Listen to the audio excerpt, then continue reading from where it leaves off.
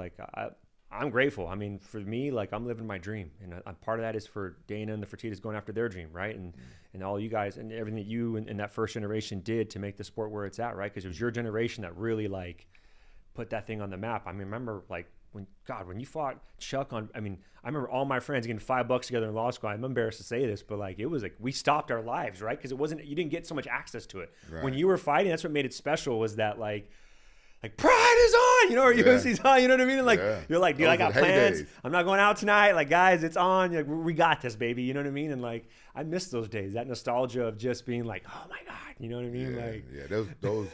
Those are far gone. I had no idea that MMA was going to be this big. I had no idea, and I was actually worried that MMA was going to be like PKA kickboxing. Do you remember PKA kickboxing? Oh yes. It just. No, and that's true, because the podcast you did with Terry Troublecock, and Terry's one of the first promoters I worked. We joke about it now because he used to punk me as a little kid. He knew I was young in the game and stuff. I love him. And, man, it's just hearing those stories of just like Rampage. I mean, there is no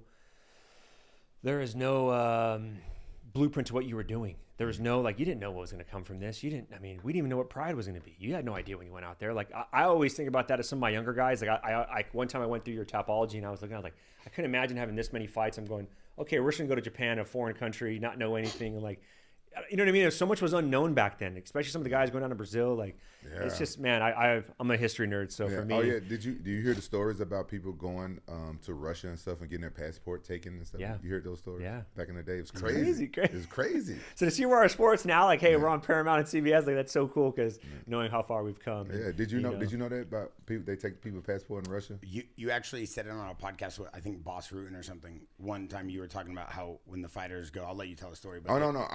It never happened to me, but I've heard. Yeah. You guys. Well, they also talked about back then it was very hard for the organizations to get visas. So when you had K1 and Pride and all these organizations moving around. But I mean, think about it in today. Look how hard it is for a guy who's the most famous fighter on the planet, Khamzat Chimaev. It took him 2 years.